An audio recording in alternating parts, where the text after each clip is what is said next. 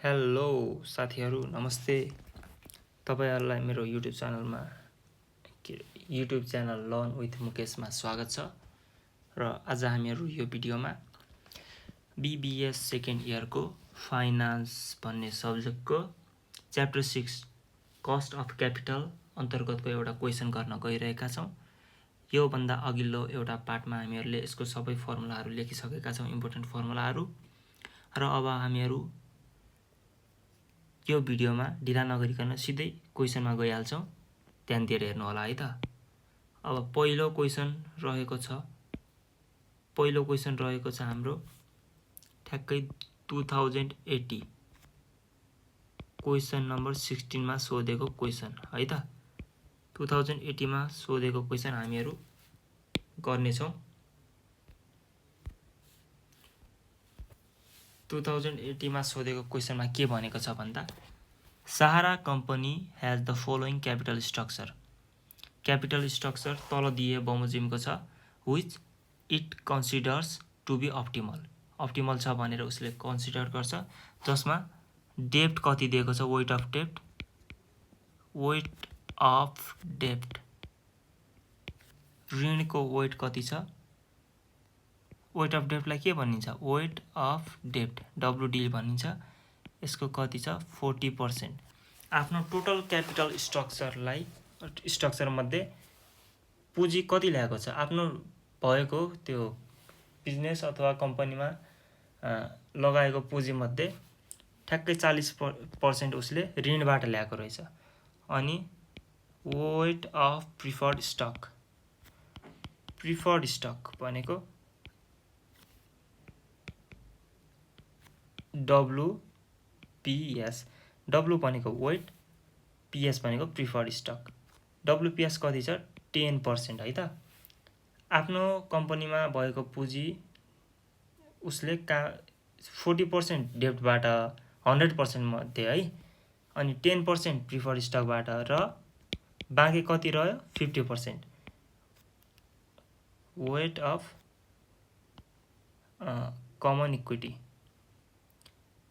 Common इक्विटीबाट कति ल्याएको रहेछ, वेट अफ कमन इक्विटी भनेको WS कति ल्याएको रहेछ 50%।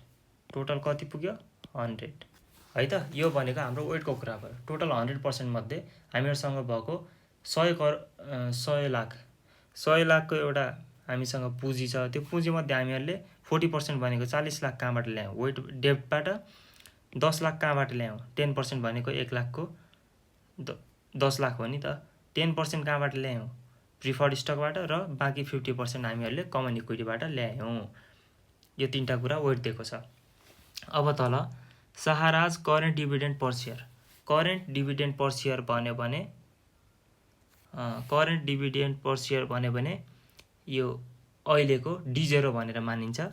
D0 भनेको करेन्ट पनि भन्छ, लास्ट इयरको पनि भन्छ, प्रिभियसली पेड पनि भन्छ।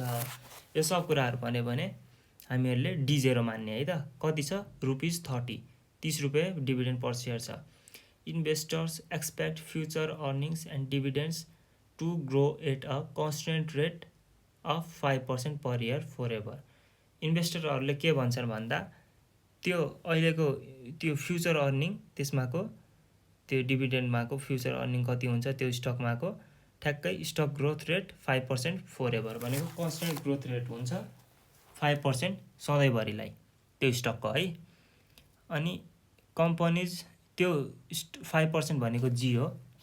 अनि company's stock currently sells for ₹280 per share भनेको 280 पर शेयरमा अहिले कम्पनीको स्टक भनेको अहिले कम्पनीको स्टकको भ्यालु कति छ B0 कति छ त ₹280 एउटा शेयरको है त। P0 पनि थाहा भयो हामीहरूलाई, D0 पनि थाहा भयो, अनि ग्रोथ रेट पनि थाहा भयो। अब हामीहरूले के निकाल्न सक्छौं यहाँबाट, कस्ट अफ के निकाल्न सक्छौं, कमन इक्विटी निकाल्न सक्छौं है त।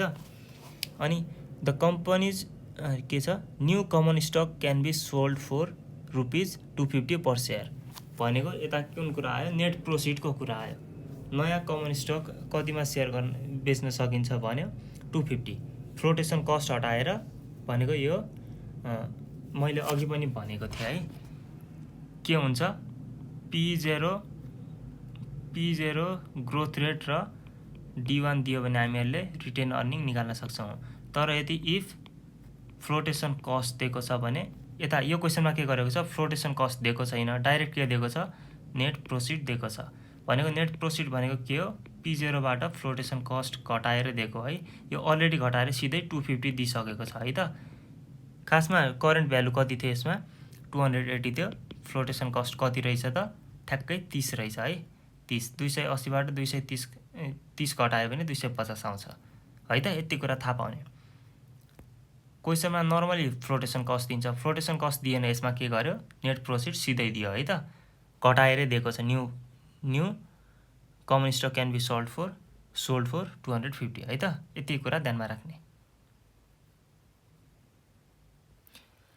अब के भनेको छ, preferred stock can be sold with a dividend of ₹14 to the public at a price of, भनेको dividend per share, dividend of preferred stock कति छ, ₹14 र भ्यालु अफ प्रिफर्ड स्टक कति छ, ₹95। दुईटै कुरा दियो, यहाँबाट निकाल्न सकिन्छ, गाह्रो कुरा छैन। र डेब्ट can be sold to an interest rate of 10%, भनेको डेब्टको इन्ट्रेस्ट रेट भनेको केडी पनि दियो 10% र ट्याक्स रेट पनि दियो 30%। यहाँबाट के ठुलो कुरा छैन, हामीहरूले मजाले निकाल्न सक्छौँ है त। अब केही ढिला नगरिकन सिधै क्वेसनमा जाउँ। क्वेसनमा के भनेको छ, सिधै ए नम्बरमा हेर्न सकिन्छ। क्वेसनमा भनेअनुसार calculate cost of each capital component, cost of, यस्तो गरौँ, calculation of cost of each capital component लेखौँ है त। Calculation of cost of each capital component, सबै क्यापिटल कम्पोनेन्टको कस्ट क्यालकुलेट गर्ने हो है त। क्यापिटल कम्पोनेन्ट कति छ, 3टा, कमन इक्विटी, डेब्ट र अर्को के, प्रिफर्ड स्टक। 3टा कुरा छ। अब कस्ट अफ कमन इक्विटी पत्ता लगाउँ है त। सुरुमा कमन इक्विटी कस्ट पत्ता लगाउनको लागि हामीहरूलाई 3 कुरा थाहा हुनुपर्छ। सुरुमा कति छ, करेन्ट डिभिडेन्ड कति छ, करेन्ट डिभिडेन्ड हाम्रो छ D0 ₹30 छ है त। अर्को कुरा थाहा हुनुपर्छ, क्वेसनमै दिएको छ इन्भेस्टर्स एक्सपेक्ट फ्युचर अर्निङ, भनेको growth rate, constant growth rate पनि हामीलाई थाहा भइसक्यो। जी पनि कति छ, 5%। Current value of stock, current value of stock कति छ, P0 भन्छ यसलाई। P0 कति छ, ₹280 पर सेयर। अब नेट प्रोसिड कति दिएको छ, अलरेडी फ्लोटेसन कस्ट घटाइसकेको छ है त्यसमा। नेट प्रोसिड NP = ₹250 पर सेयर। क्वेसनमा नर्मली फ्लोटेसन कस्ट दिन्छ, तर यो केसमा डाइरेक्ट घटाएरै दिएको छ है। अब यति थाहा भयो भने हामीले के गर्ने, कस्ट अफ रिटेन अर्निङ, किनकि हामीहरूलाई सुरुमा यहाँबाट निकाल्नुपर्छ है, B0बाट। रिटेन अर्निङलाई केले डिनोट गर्छ, KS, भनेको D1 थाहा हुनु पर्यो अनि P0 प्लस ग्रोथ रेट थाहा हुनु पर्यो है त। अब D1 त हामीहरूलाई थाहा छैन, D1 को फर्मुला लगाउनुपर्छ। D1 को फर्मुला के हो, D1 = D0 1 प्लस ग्रोथ रेटको पावर 1 माइनस 0 कति हुन्छ, 1 है त। अब D1 कति हुन्छ, D0 भनेको हाम्रो कति छ, 30, 1 प्लस जी भनेको कति छ हाम्रो, 5% छ। 5% भनेको 0.05 हो है त, यो डेसिमलमा 0.05 हो। अब यो 0 जोड्दा 30 into 1.05, 30 into 1.05 गर्दा ₹31.5 आउँछ। अब D1 हामीहरूलाई थाहा भइसक्यो, 31.5 डिभाइड बाई यो वर्किङ नोट हो है। P0 कति छ? P0 यहाँ P0 है, यो P0 होइन। P0 कति छ? 280 प्लस G कति छ? 0.05। अब 31.5 डिभाइड बाई 280 गर्दा 0.1125 प्लस 0.05। अब यसमा दुईटै जोड्दा 0.1625 छ।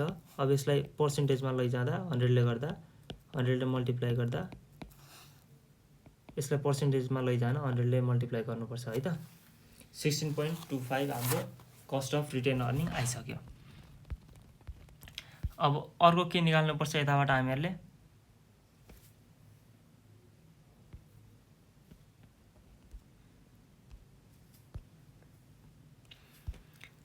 अब यताबाट अर्को कुरा हामीहरूले निकाल्नु पर्ने छ cost of new equity. New equity किन निकाल्नु पर्यो? हामीहरूलाई अहिले नेट प्रोफिट पनि दिएको छ, त्यही भएर न्यू इक्विटी निकाल्नुपर्छ। यसको फर्मुला रहेको छ D1 जस्ताको त्यस्तै, यता net profit current value of stock हटाएर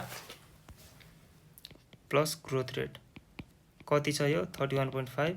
नेट प्रोफिट कति छ हेर्नु त? नेट प्रोफिट यो हो 250 पर सेयर प्लस ग्रोथ रेट भनेको 0.05 छ। अब 31.5 लाई 250 ले डिभाइड गर्दा 31.5 लाई 250 ले डिभाइड गर्दा 0.126 आउँछ। 0.126 प्लस 0.05 यसमा 0.05 जोड्दा अब प्लस 0.05 जोड्दा 0.176 आउँछ। यसलाई पर्सेन्टेजमा लैजाने हो भने 17.6% आउँछ। हामीहरूले कस्ट अफ इक्विटी निकालिसक्यो है। एउटा रिटेन अर्निङबाट निकाल्यौँ, एउटा न्यू इक्विटीबाट। हामीहरूले रिटेन अर्निङ निकाल्दा निकाल्दै न्यू इक्विटीबाट किन निकालेको? हामीहरूलाई क्वेसनमा नेट प्रोफिट दिएको भएर।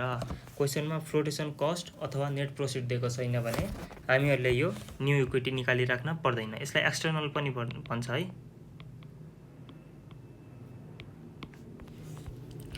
अब अर्को छ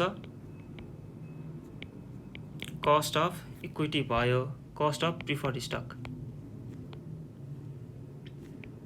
प्रिफर्ड स्टकको लागि क्वेसनमा हेर्नु त कुन कुन कुरा दिएको छ हामीहरूलाई।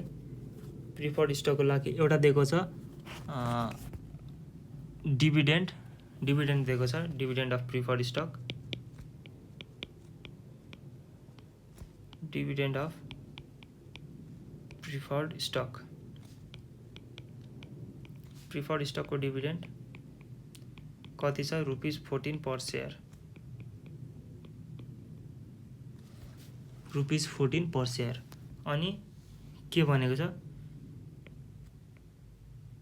Value of preferred stock. Preferred stock कतिमा बेचेको छ?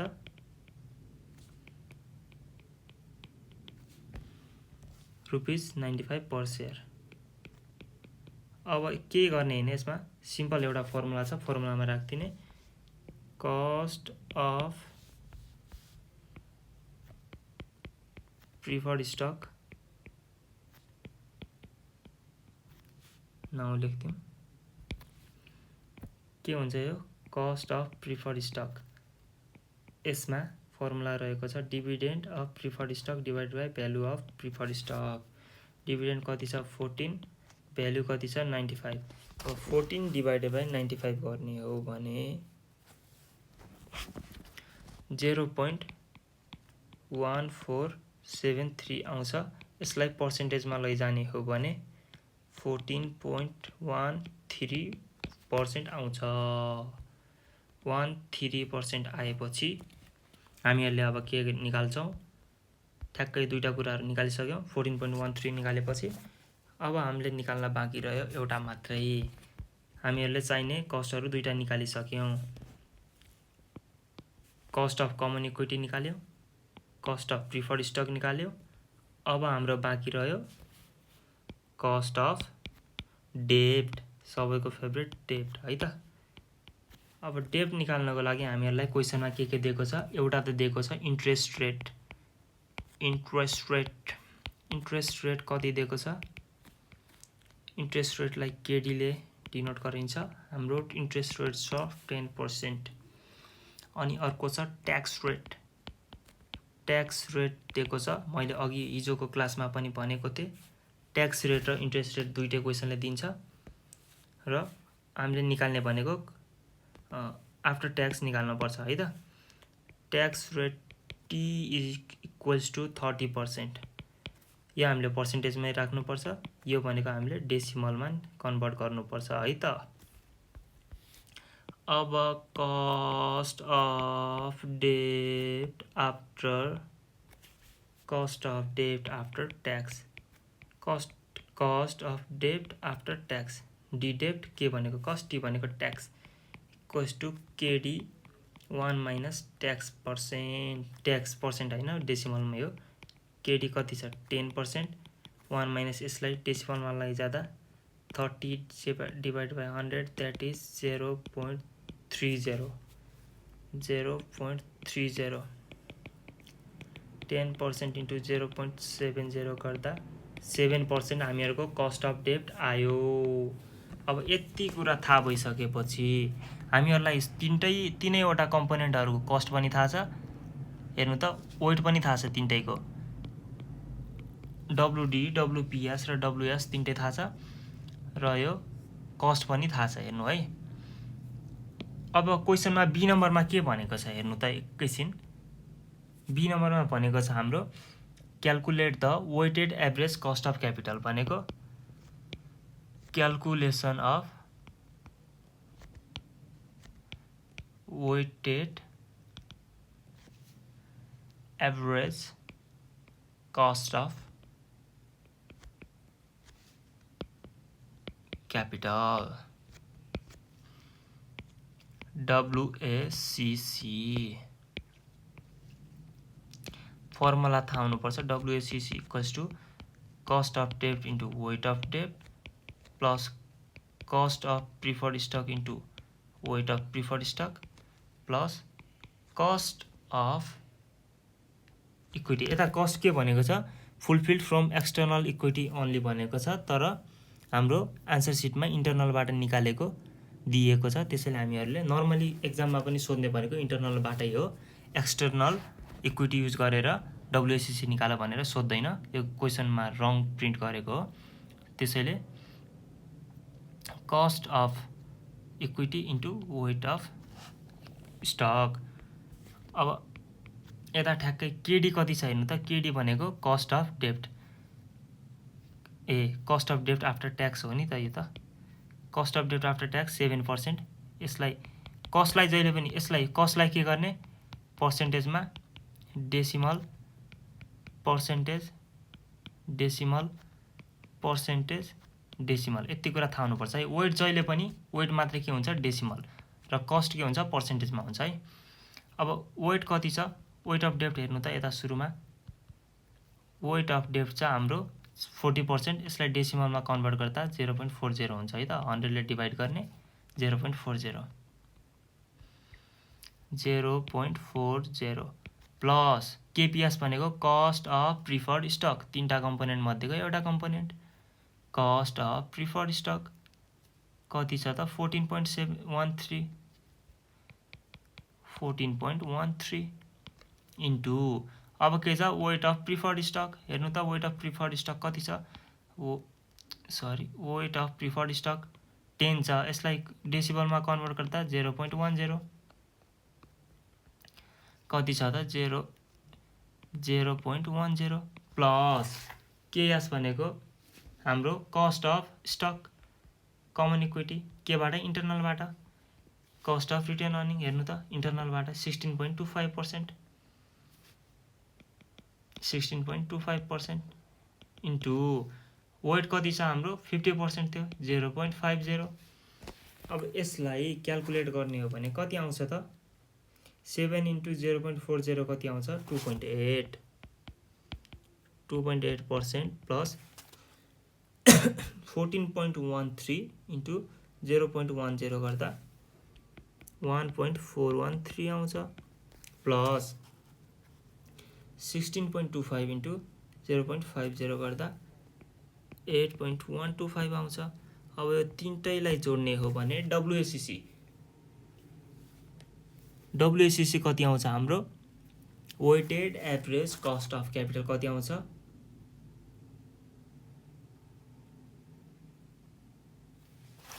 12.338% हाम्रो के आयो? WACC आयो। हस् त साथीहरू, तपाईहरुले यदि मेरो भिडियो यहाँसम्म लास्टसम्म हेरिदिनु भएको हो भने तपाईहरुलाई धेरै धेरै धन्यवाद।